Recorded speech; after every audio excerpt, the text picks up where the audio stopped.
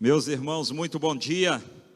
Uma alegria imensa, imensa poder estar com os irmãos nesta manhã, com o pastor Israel, o pastor Alcemi, todos os pastores, irmãos e irmãs queridos desta igreja, para celebrarmos juntos o envio de 38 novos missionários de missões nacionais. Estamos atravessando um momento de crise em nosso país, todos sabem disso, mas mesmo assim, Deus tem abençoado o seu povo, Deus tem abençoado os batistas brasileiros, e o recado que Deus manda para nós é que eu estou no controle, vamos avançar. Vocês acreditam nisso? Concordam comigo? Num momento de lutas em nosso país, de aperto financeiro, nós, os batistas brasileiros, estamos enviando 38 novos missionários. Que bênção! Que coisa extraordinária que Deus tem feito no meio de nós. E a Igreja Batista de Itacuruçá é parte integrante de tudo isso. Deus tem usado a sua vida, meu irmão, minha irmã. Deus tem usado a cada um de nós para expandir a sua obra, estender o seu reino e chegar a cada canto desse país, conforme a música que acabamos de cantar. Porque, na verdade, a obra missionária, ela não é de homem nenhum. A obra missionária, ela não pertence a homem nenhum. Pastor Fernando Brandão, que já nos falou aqui pelo vídeo, nosso grande líder de missões nacionais, mas não é o dono da obra, não. Pastor Israel Belo, nosso pastorzão aqui da igreja, homem de Deus extraordinário, mas não é o dono da obra, não. Essa obra de quem é, irmãos? O próprio Deus enviou Jesus, o seu Filho, para encarnar como homem, e foi Jesus então, ou é Jesus, o grande missionário.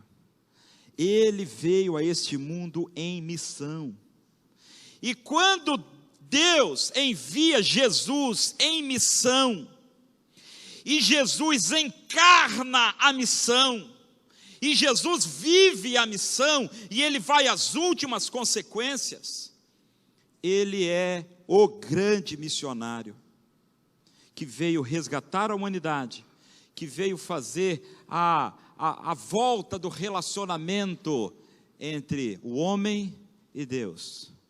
Eu e você, eu e cada um de nós, que outrora estávamos perdidos, condenados ao inferno, foi por causa da missão de Jesus, que veio a este mundo para nos resgatar, para nos redimir, para nos reconciliar.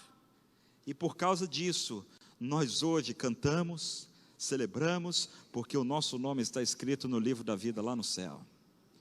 Mas Ele nos permite, além de cantar e celebrar, Ele nos permite fazer parte da missão que é dEle. Ele nos permite tomarmos parte da missão que é dele, e Ele compartilha conosco o privilégio de sermos nós, e veja bem, não apenas eles, mas todos nós, missionários do Senhor Jesus. Mas, quando Jesus veio ao mundo, Ele abriu mão de muita coisa, porque a obra missionária, ela requer renúncia, todos nós sabemos disso. Não existe missões sem renúncia. Ninguém pode dizer assim, não, eu quero ser um missionário, mas eu não quero abrir mão de nada. Dá para ser assim? Não, eu quero ser missionário, mas eu não abro mão de nada. Dá para ser assim, pastor Arildo? Não dá. Quando Jesus veio ser o grande missionário, Ele abriu mão da sua glória, da sua majestade, e se fez homem. E diz Paulo em Filipenses capítulo 2, que foi obediente até a morte, e morte, renúncia. A obra missionária não se faz sem renúncia. E eu quero ver alguns textos que estão no Evangelho de Lucas. E não vou ter tempo de expor todos os textos, mas eu quero pelo menos que os irmãos abram as suas Bíblias, leiam esses textos e deixem que isso fale muito profundamente ao coração de cada um de nós. Vamos começar em Lucas capítulo 9, porque no versículo 23, Lucas registra as palavras do Senhor Jesus. Abra por gentileza, você que nos acompanha pela internet, se puder também abrir aí a sua Bíblia e compartilhar conosco deste momento. Lucas 9, 23, diz assim: Jesus dizia a todos: se alguém quiser vir após mim, negue-se a si mesmo, tome cada dia a sua cruz e siga-me. Vejam bem, se alguém quiser, Deus não nos força a nada. Deus nos dá o direito de escolher. Se alguém quiser vir após mim, e se eu e você queremos seguir a Jesus, porque ser discípulo de Jesus é seguir a Jesus, mas nós vamos falar sobre esta renúncia para ser discípulo de Jesus. Mas a questão é, se eu quero de fato ser discípulo de Jesus, e se eu quero de fato seguir a Jesus, eu preciso entender o custo deste negócio. E Jesus diz: negue-se a si mesmo, tome a cada dia a sua cruz e siga-me. E no verso 24 ele completa, olha aí: pois quem quiser preservar a sua vida, este a perderá. Mas quem perder a vida por amor de mim, este a preservará. A lógica do discipulado, a lógica de seguir a Jesus, a lógica de viver em missão com Deus, ela é contrária à lógica secular. Se você quiser preservar a vida, você vai perder. Mas se você está disposto a perder, aí você vai ganhar. Vamos mais um pouquinho adiante, no verso 57. Aí no capítulo 9 de Lucas mesmo, verso 57. Quando iam pelo caminho, um homem lhe disse a Jesus: eu te seguirei aonde quer que fores. Bonita essa palavra, sim ou não? Imagine, você se encontra com Jesus no caminho, e aí você vê Jesus e diz assim: mestre, eu te seguirei aonde quer que fores. Eu imagino aquele moço que disse tal coisa, muito emocionado, muito emotivo, muito romântico. Aí Jesus responde a ele o seguinte, verso 38. Olha, deixa eu falar um negócio com você. As raposas têm tocas. Me acompanha aí no verso 58. E as aves do céu têm ninhos, mas o Filho do Homem não tem onde descansar a cabeça. Faça a conta, faça o cálculo, se você quer mesmo me seguir aonde quer que eu for. Porque o Filho do Homem, o Deus do universo, Criador do céu e da terra, Ele abriu mão de tudo, e Ele nem tem nem onde reclinar a cabeça. As raposas e as aves do céu têm mais coisas, têm mais segurança. Veja na lógica de Jesus, de quem perde ganha, de quem ganha perde. Tem mais segurança do que o Filho do Homem. E você quer me seguir mesmo? É isso mesmo? Aí Jesus diz a outro, no verso 59, e ele diz assim: segue-me, segue-me. E o moço respondeu: permita que primeiro eu vá sepultar o meu pai. Parecia um pedido justo, né? Parecia um pedido justo. Eu lembro que quando eu li esse texto, missionários, eu menino, embaixador do rei, achava que Jesus era muito bravo, porque, puxa, o moço lá com o pai na beira da cova, custava esperar um pouquinho para enterrar o pai. Mas não é isso não, irmãos. Quando ele diz, permita-me primeiro sepultar o pai dele estava bem vivo e bem forte. Ele estava dizendo assim: olha, o dia que o papai morrer, aí eu vou seguir ao Senhor. Às vezes isso passa na nossa cabeça, porque o meu pai, a minha mãe, minha esposa, meus filhos, meus parentes, minha família, como eu amo tudo isso, e tem que amar mesmo, mas não mais do que amar a Deus, não mais do que a Jesus. Por isso ele responde, verso 60, deixa os mortos sepultar os mortos, tu porém vai e anuncia o reino de Deus. E a outro ele disse, verso 61, Senhor, eu te seguirei, mas deixa primeiro despedir da minha família.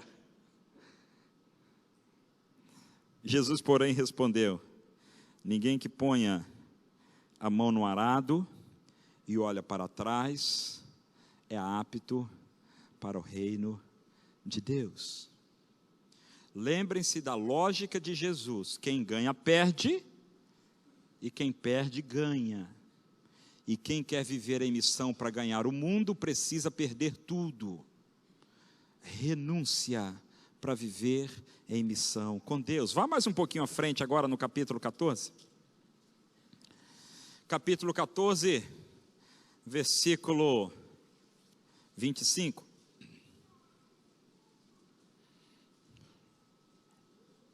Uma grande multidão o acompanhava. Lucas 14, 25. Leia com bastante atenção junto comigo. Uma grande multidão o acompanhava. E ele, voltando-se na direção dela, disse: se alguém vier a mim e amar pai e mãe, mulher e filhos, irmãos e irmãs, e até a própria vida, mais do que a mim, não pode ser meu discípulo. Eu não sei como é que está na sua versão, se está parecido com a minha. A minha é bem clara: não pode ser meu discípulo. Porque para ser discípulo de Jesus, para seguir a Jesus, é preciso amar a Jesus mais do que a qualquer coisa. Isso está coerente com o que ele disse lá atrás? Interessante que ele não está dizendo que não pode ser missionário. Ele está dizendo que não pode ser pastor de uma igreja. Mas ele está dizendo, não pode ser meu discípulo. Porque a renúncia por Cristo e para Cristo é para todos nós. E às vezes nós estamos acostumados com o evangelho um pouco fácil demais, né, irmãos? Nós gostamos disso, de um evangelho mais light, mais tranquilo. Enquanto o Senhor Jesus nos chama para um discipulado mais radical. E ele diz assim, ame o seu pai, ame a mãe, ame a esposa, ame os filhos, ame mesmo, mas não ame mais do que a mim, não. Porque quem ama a esses mais do que a mim, não pode ser meu discípulo. Verso 28. Pois qual de vós? Aí Jesus dá uma ilustração muito interessante. Qual de vós, querendo construir uma torre, não se assenta primeiro para calcular as despesas e ver se tem como acabá-la? A gente usa muito essa ilustração de Jesus quando a gente vai realizar um projeto, quando a gente vai construir um templo, ou quando eu vou empreender alguma coisa pessoal, no campo financeiro, administrativo. E pode até ser aplicada nisso também, mas a história que Jesus contou diz respeito a quê?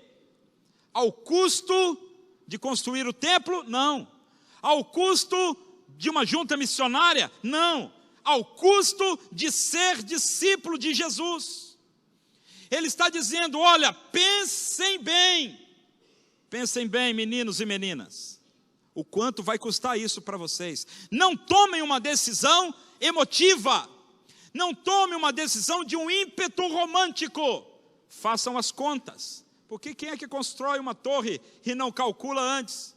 E ele dá o segundo exemplo, de um rei que sai para a guerra, no verso 31, qual é o rei que antes de entrar na guerra contra o rei não se senta primeiro para consultar se com 10 mil pode ir ao encontro do que vem com 20? Pelo contrário, enquanto ainda está longe, manda emissário e pede condições de paz.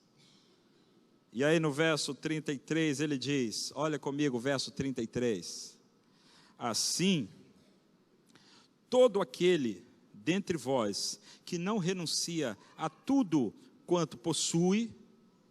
Como é que está na sua versão aí?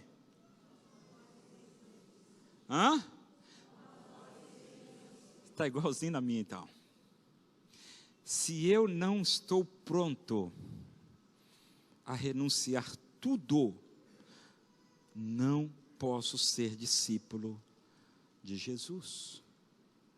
E ele ainda diz no verso 34, o sal é bom, mas se ele se tornar insípido, com que se há de restaurar-lhe o sabor? Para nada mais presta, a não ser, nem para adubo, mas é jogado fora. E ele diz, e quem tem ouvidos para ouvir, ouça. Eu acho que Jesus perdeu o assunto aqui, misturou os assuntos, entrou a falar de sal, não tem nada a ver com sal aqui. É isso, irmãos?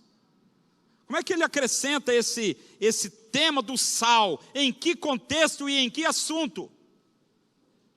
Ele compara o sal insípido a quem quer ser discípulo de Jesus, mas não está pronto a renunciar todas as coisas. Vamos mais adiante um pouquinho. Eu falei que a gente ia passear no texto de Lucas, e eu não teria tempo de me delongar, mas vá à frente um pouquinho no capítulo 18, no versículo 18. Você conhece essa história. Um homem era muito rico, 18. E aquele moço diz o texto que ele tinha muitas posses. E ele chega para Jesus, todo serelepe, dizendo assim, Jesus, que farei para herdar a vida eterna? Aí Jesus diz, sabes os mandamentos, não matarás, não adulterarás. Senhor, já faço isso desde a minha meninice. Aí Jesus vira para ele e diz a seguinte frase, falta-te uma coisa. O que é que faltava para ele? Falta-te uma coisa. Falta-te uma coisa, meu jovem. Aí Jesus diz, vai, vende tudo que você tem, dá aos pobres e terás um tesouro no céu. O que é que faltava para ele? Faltava para aquele jovem um coração disposto a renunciar tudo. Isso está coerente com os textos que vimos até aqui? Faltava para ele um coração disposto a renunciar tudo. Aí ele fica triste, vocês conhecem o texto? Fica triste, envergonhado, né? Faz de bobo, sai de fininho e vai embora. Porque ele tinha muitas riquezas. E o coração dele estava nas riquezas, e ele não era apto para o reino de Deus, porque ele não estava disposto a renunciar tudo. Aí o pessoal fica meio em crise, os discípulos.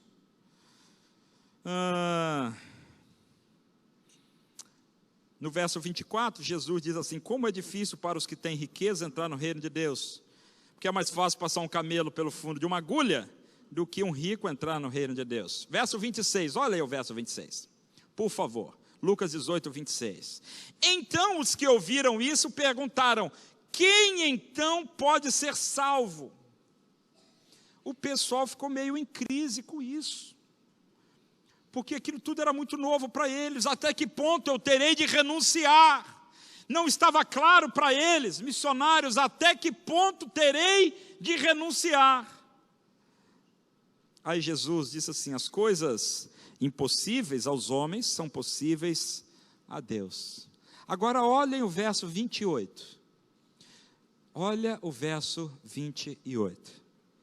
Pedro lhe disse: nós deixamos tudo e te seguimos.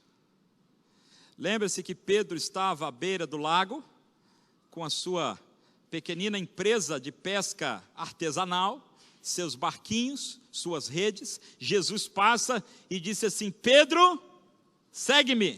O que é que Pedro fez? Deixou tudo e imediatamente passou a seguir a Jesus. Agora, mais à frente, a mente de Pedro já estava entendendo isso.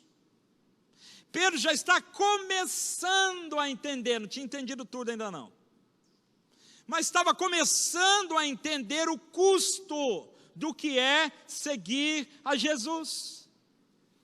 Aí ele vira para o Senhor e diz: Senhor, nós deixamos tudo e te seguimos. Aí Jesus responde, verso 29, em verdade vos digo que ninguém há que tenha deixado casa, ou mulher, ou irmãos, ou pais, ou filhos, por amor do reino de Deus, que no presente não receba muito mais, e na era vindoura a vida eterna.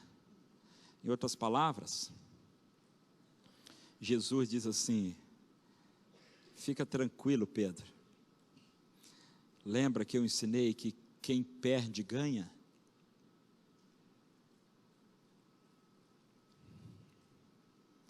Isso a gente tem experimentado todos os dias. Como que no momento de crise econômica, política, financeira no país, os batistas brasileiros enviam 38 novos missionários? Só com a lógica de Deus. Sim ou não? Só com a lógica de Deus. E como que neste contexto todo, estes meninos e meninas, chamando carinhosamente a todos assim, moças e rapazes, entendem que precisam renunciar tudo? O chamado é para todos. Todos que somos discípulos de Jesus devemos estar prontos a renunciar tudo. Mas Deus quer saber de nós, até que ponto mesmo estamos dispostos. E uns ele manda de uma forma, outros de outra. Não há nenhum outro registro em que Jesus manda alguém vender tudo e dar aos pobres, somente com aquele rapaz. Isso não é a regra. A questão ali não é vender tudo e dar aos pobres. A questão ali é até que ponto estou pronto a renunciar para estar em missão com Deus. E Deus faz das mais diferentes formas. Mas o certo é que Deus continua realizando milagres. E irmãos, isso só tem uma palavra para explicar: milagre. Deus continua realizando milagres na obra missionária. Ele usa a sua vida para orar, para sustentar, para apoiar esta obra. Mas Ele usa outras vidas que Ele chama. Gente que estava assim com a vida tão estabilizada, gente que estava com a vida tão tranquila. E aí Deus diz assim: segue-me. E enquanto alguns dizem: deixa primeiro sepultar o meu pai, não, deixa primeiro despedir da minha família, não, deixa eu primeiro ver se eu vou ter onde reclinar a cabeça, eles disseram: eu estou pronto, Senhor, conta comigo.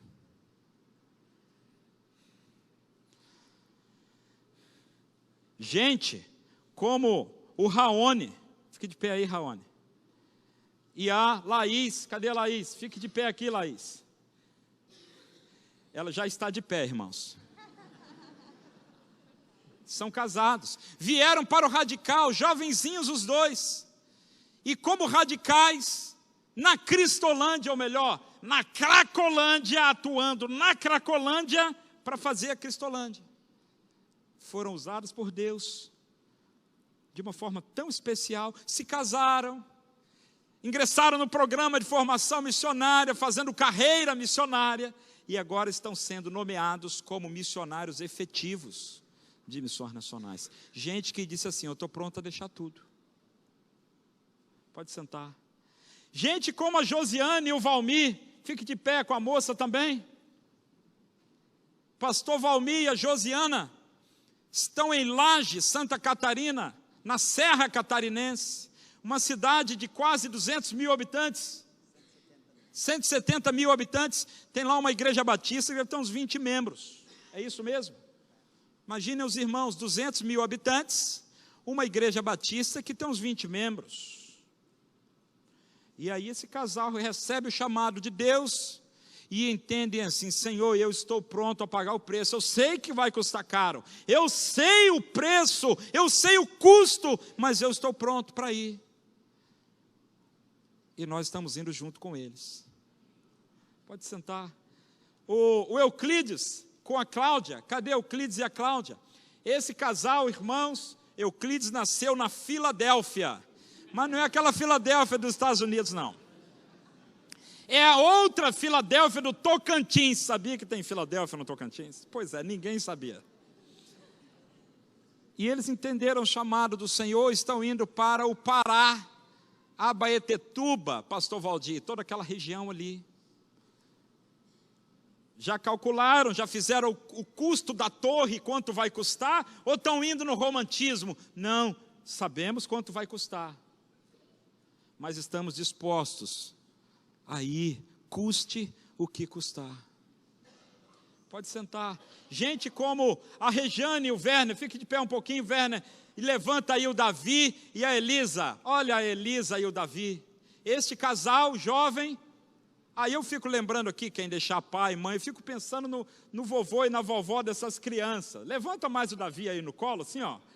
Ê, Davizão.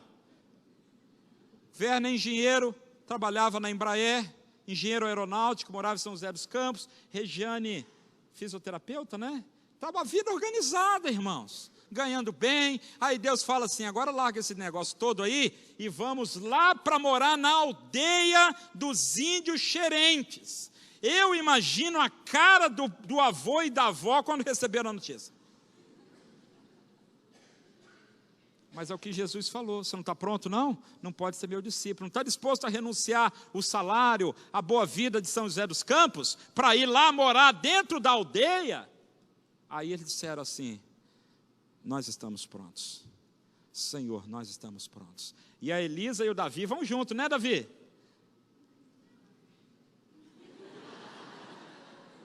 Pode sentar. Gente como a Débora e o Fernando Júnior, fique de pé aí. Pastor Arildo, fique de pé um pouquinho. Quem conhece o pastor Arildo Borges Xavier, pastor há uns 200 anos, ali na primeira igreja batista de Éden. A Débora é filha do pastor Arildo, Fernando genro, e de repente, Deus sacode tudo, muda tudo, manda fechar a empresa, ele perde a alegria na empresa, não tem graça mais, porque agora querem ser missionários e Deus está chamando. E o filho do casal, o Gabriel, está aí o Gabriel?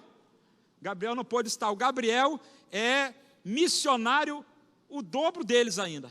E aí o Gabriel era o que mais dava apoio: vamos para o campo missionário. E depois eles contam a história do Gabriel para vocês. E Deus encaminha para Tabatinga. Sabe onde é Tabatinga, irmãos? É na divisa do Amazonas, lá eu acho que é o canto mais extremo a norte, sul, leste, oeste do Brasil, na divisa, pastor Valdir, com a Colômbia e o Peru, trabalhando na região do Alto Solimões, na formação de uma liderança autóctone entre várias etnias indígenas. Cadê? Já sentaram? Desistiram? Hã?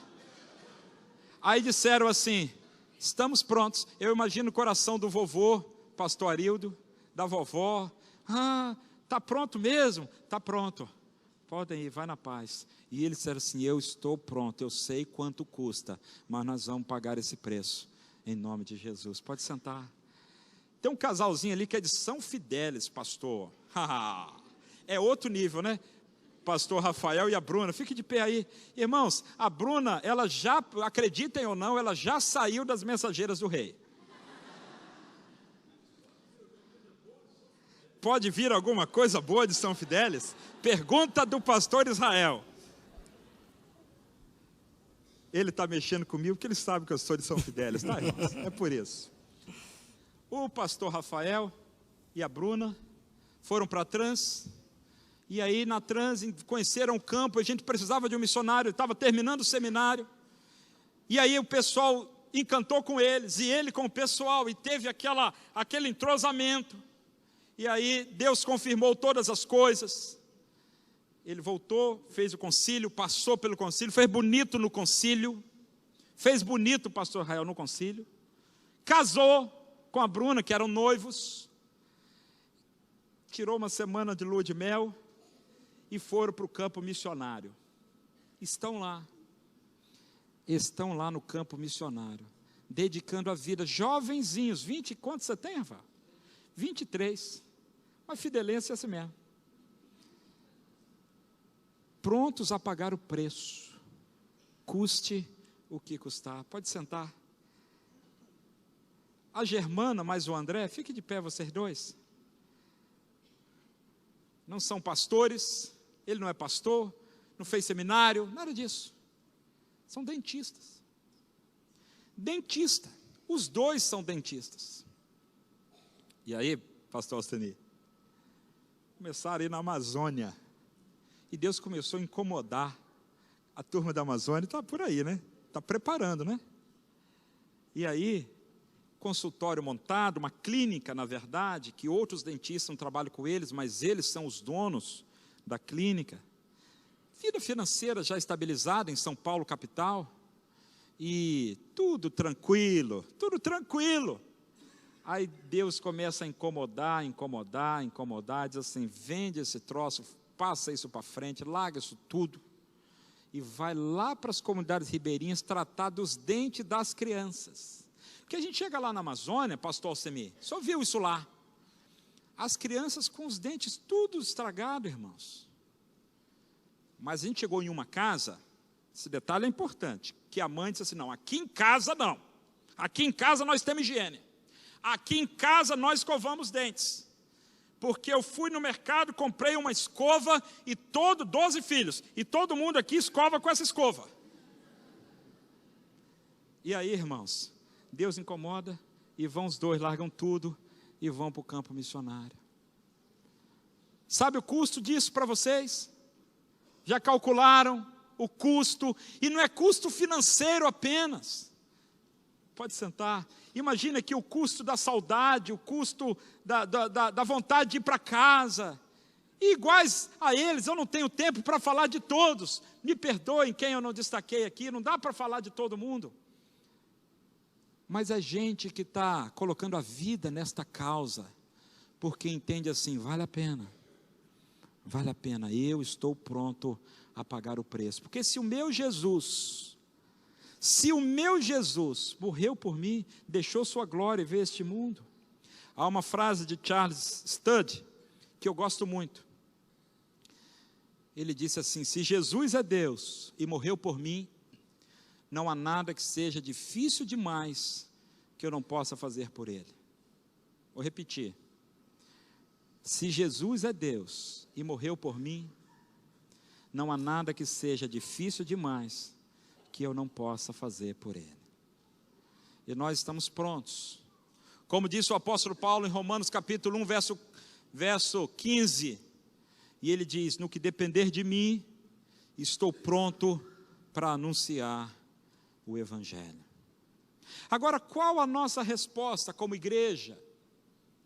Diante de tudo isso, a gente olha, a gente acha bonito, a gente acha legal, vamos cantar mais uma música, mas é só isso. Qual a nossa resposta para o Senhor, diante desses milagres? Isso aqui são milagres, é agir sobrenatural de Deus. qual é a nossa resposta como igreja batista brasileira e de um modo particular Itacuruçá? Qual a nossa resposta? Vamos deixá-los ir sozinhos? Essa turma precisa de oração. Como disse o pastor Israel no início do culto, pega o WhatsApp deles, pega o Facebook deles, ora por eles, assume o compromisso de orar por esses meninos e meninas aqui, seus filhos, têm filhos, são família. Eles precisam de oração. Haverá momentos em que ficarão desanimados, que são de carne e osso. Haverá momentos em que estarão doentes, sim, é verdade. Haverá momentos em que a crise os abaterá, sim, mas nós estaremos aqui para sustentá-los em oração. Nós estaremos aqui com o compromisso de orar por eles. Eu queria desafiar os irmãos. Não olha para mim, não. Fica até escondidinho aqui. Olha para esses moços e moças aqui. Peça a Deus uma direção agora para você entender assim: Senhor, eu quero ir para o campo junto com eles. Não sei se é para Cristolândia. Tem mais gente da Cristolândia, não é só o Raoni e a Laís, não. Tem o Anderson, né? Levanta a mão assim, Anderson. Cadê a esposa? Está aqui, pastor Anderson e a Aline estão na Cristolândia Criança. Você lembra aquela história de Cristolândia Criança que o Brandão falou por aí? Pois é, são eles que estão lá, não é isso? Tem a Juliane que está lá no oeste do Paraná. Levanta a mão assim, Juliane. Tem o Celso mais a Rejane. Levanta a mão assim, Celso e Rejane. Mais alto, Celso. Estão indo lá, é que o Celso é baiano, por isso que ele levanta pouco a mão. Tem que levantar mais um pouquinho assim. Eu amo os baianos, irmãos. E meu diretor é baiano. E minha mãe também. E eu morei na Bahia. Pois é. Estão lá no sertão da Bahia, trabalhando com o sertanejo, aquele mais distante, mais longínquo. Quem mais que eu não falei? A Silene mais o Josivan, levanta a mão assim, ó, os dois. Este casal está entre os ribeirinhos lá em Coari, pastor Semê. E eles estão mentoreando os radicais, plantando igrejas e liderando um movimento intencional de quê? Benção. Aí você olha para eles assim e pergunta para o Senhor assim: Senhor, qual é a minha parte nisso? Olhe para eles, irmão, não olhe para mim não. Olhe para eles agora e diga assim: Senhor, qual é a minha parte disso? O Ronaldo mais a Eva estão lá em Bom Jesus da Lapa, lugar tomado por uma romaria, trabalhando naquelas comunidades rurais mais distantes também. O Felipe está lá na Cristolândia, levanta a mão aí, Felipe. Cristolândia em Brasília. Pastor Rafael está com a Joyce na Cristolândia em Alcântara. O Rogério mais a Andréia estão na Cristolândia não. Estão plantando uma igreja na zona da Mata, em Minas Gerais, Porto Firme, próximo a Viçosa. E aí você pode olhar e pensar assim: Senhor, qual é a minha parte? O Antônio mais a Jeane, levanta a mão assim, estão lá no Piauí, Luzilândia, lá no norte do Piauí. Aí você pensa assim: Senhor, eu quero ir com eles, eu quero ir com eles, eu quero orar por eles. E talvez Deus coloque até no seu coração um desejo seguinte: eu quero sustentá-los também, eu vou fazer um PAN para adotar esses meninos, eu vou sustentá-los mensalmente pelo PAN. E você pode fazer isso.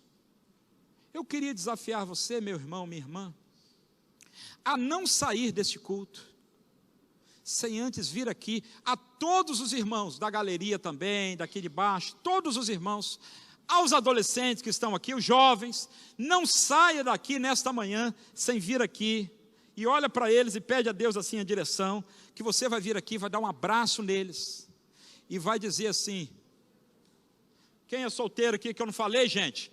O Wilma, fique de pé, Wilma. Já está de pé também, o Wilma. A Elise?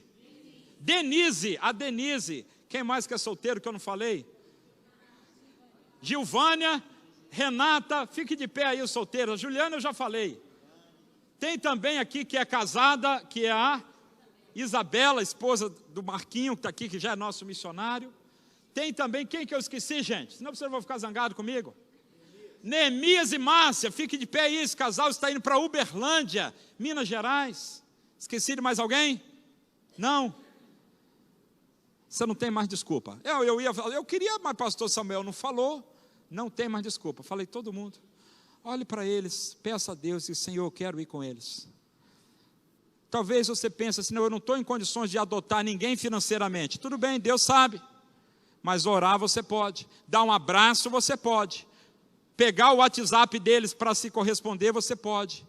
E eu quero desafiar que você faça isso em nome de Jesus. Não saia daqui ao término do culto sem antes vir aqui e abraçá-los. Vou pedir até que no final do culto eles estejam lá na porta. Pode ser, pastor? Todo mundo ali naquele saguão ali, para que você não sai por aqui não. Sai por aqui não, sai por lá para você abraçar todo mundo. Tá certo? Feche seus olhos aí, vamos orar. Pai, em nome de Jesus, nós entendemos a grande renúncia que o Senhor Jesus fez de sua glória para vir a este mundo como missionário. E nós entendemos o grande privilégio que nos é neste tempo, renunciar também aquilo que temos e somos, por amor de Jesus acima de todas as coisas. Pelo privilégio de participar do empreendimento missionário de um Deus tão amoroso. Muito obrigado, Senhor, pelo privilégio que nos dás, privilégio que dás a estes que vão, mas privilégios que o Senhor dá também a esses que ficam, e em ficando oram, em ficando sustentam financeiramente, em ficando mandam um encorajamento, fazem um contato, vão a uma visita. Que nesta manhã haja um despertamento missionário em cada coração, para que esses 38 que seguem, sigam acobertados pela tua igreja e no poder do teu Espírito. É a nossa oração em nome de Jesus. Amém e amém. Pastor Israel.